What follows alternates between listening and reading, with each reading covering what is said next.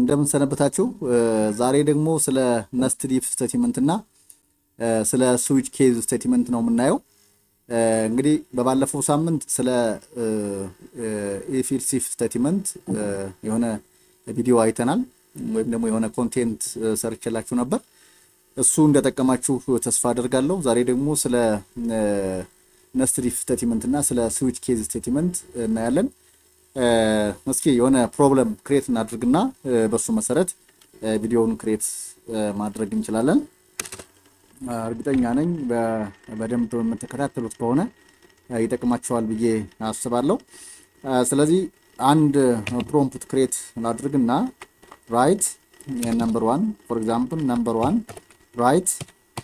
write C++ program that calculate students grade based on mark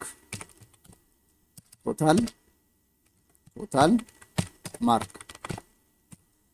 እንግዲህ ቶታል ማርኩን በመጠቀም የተማሪዎችን ግሬድ ካልኩሌት የሚያደርግ ፕሮግራም ክሬት አድርግ ነው የሚለው በዚህ በትዕዛዙ መሰረት ወይም በታዘዘው መሰረት እንግዲህ ክሬት ማድረግ እንችላለን ፍሎት ማርክ የሚለውን ቫሪያብል ክሬት አድርጌያለሁ ፍሎት ነው ስለዚህ cout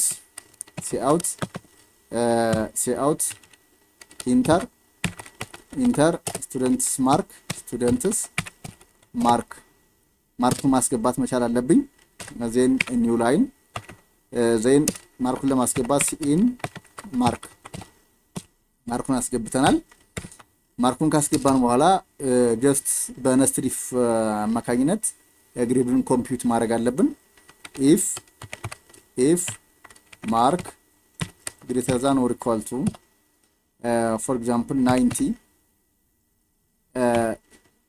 then ግሬዱ 90 እና ከዛ በላይ ከሆነ then nested አሁንም if ብሎ አንዱ if በሌላ if ሲገባ ማለት ነው then mark less than or equal to 100 ስለዚህ እዚህ ጋር እንደምታዩት ማርኩ ወይም ደግሞ የተማሪው ግሬድ 90 እና ከዛ በላይ ከሆነ then በውስጥ ላይ እንደገና በዚህ ኮንዲሽን ውስጥ ገብቶ አሁንም ማርኩ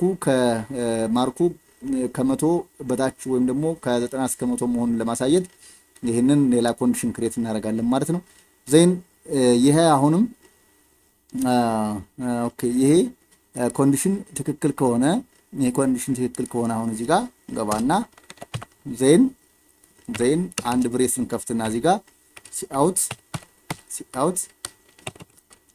cout ግሬዱን እዚህ ጋር ካልኩሌት ማድረግ እንችላለን ግሬድ a ብለን ማስቀመጥ እንችላለን ማለት ነው ስለዚህ ይሄንን አሁን ኮፒ ፔስት መጠቀም እችላለሁ እዚህ ጋር ኮፒ አድርጋለሁ ከዛ ከሚቀጥለው ላይ ፔስት አድርጌ ይሄንን መቀየር እችላለሁ ማለት ነው አሁን ከ90 እስከ 100 ያለውን ሰርቻለሁ ይሄ አሁን ደግሞ ሁለተኛው ሌቭል ከ80 እስከ 90 ከሆነ ይሄኛውን አሁንም ሌዛን ብቻ አረግና 90 አለዋለሁ ማለት ነው ስለዚህ a ብያለሁ ቅድም አሁን b ይሆናል ማለት ነው ዜን አሁንም ቅድም ኮፒ ያደረኩት እዚህ ጋር ፔስት ብዬ መጠቀም እችላለሁ ለምሳሌ ከ70 ብነሳ እስከ 80 ድረስ ያለው ማለት ነው c ማለት ይችላል እስከ 80 ድረስ ያለውን c ማለት ይችላል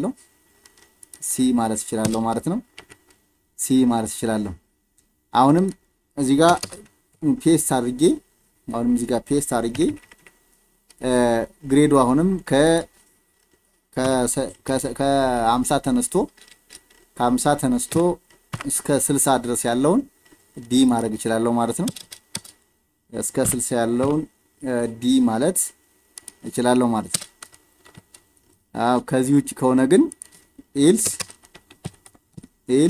cout ብዬ መጨረሻ ላይ f ማለት ይችላል ማለት ነው f ማለት ይችላል then የሰራሁትን ፕሮግራም ሴቭ ማድረግ ይጠበቅብኛል ከዛ በኋላ ፕሮግራሙን ቢውልድ ማድረግ ይጠበቅብኛል ያው ቅድም ስንሰራው እንደነበር ነው ማለት ነው ሰክሰስፉል ብሎኛል then አሁንም ራን ማድረግ አለብኝ እዚህ ጋር ራን ብዬ ኤክስኪዩት ማድረግ አለብኝ ማለት ነው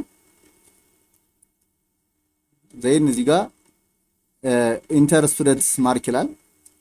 ለምሳሌ 100ን ባስገባለ ስንት ነው የሚለኝ? ይሄው እዚህ ጋር ኤ ይለኛል ማለት ነው።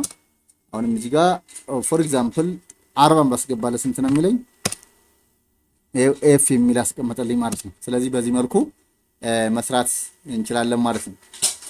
በዚህ መልኩ ነስትድ ኢፍ ስቴትመንቱን መስራት እንችላለን ማለት ነው። ነስትድ ኢፍ ስቴትመንት እንግዲህ ለምሳሌ ይሄ አንድ ኮንዲሽን ነው። ይሄ አንድ ኮንዲሽን ነው። ይሄ የመጀመሪያው አውተር ኮንዲሽን ይባላል። ይሄ ከመጀመሪያ ላይ ያለው አውተር ኮንዲሽን ይባላል። ከስር ላይ ያለው ደግሞ ኢነር ኮንዲሽን ይባላል። ስለዚህ አንዱ ኮንዲሽን በሌላ ኮንዲሽን ውስጥ ሲገባ ነስትድ ኢፍ ስቴትመንት ይባላል ማለት ነው። ሌላ የሚቀረን እንግዲህ ስለ ስዊች ኬዝ ስቴትመንት ነው። ስዊች ኬዝ ስቴትመንት ማለት እንግዲህ የኢፍ ኤልስ ኢፍ ስቴትመንት አብሪቬሽን ፎርም ነው። ስለዚህ እሱን በሌላ ጊዜ ደግሞ ክሬት አድርገን ማየት እንችላለን። ለዛሬው በዚህ ይበቃናል። ስለዚህ ስለ ነስትድ ስለ ስዊች ኬዝ ስቴትመንት ደግሞ የሚቀጥለው አንድ ቪዲዮ ሰራላችኋለሁ። ስለዚህ ቶሎ ቪዲዮዎች እንዲደርሷችሁ ሰብስክራይብ ማድረጋችሁን አትርሱ። ለዛሬው በዚህ ይበቃናል ማለት ነው።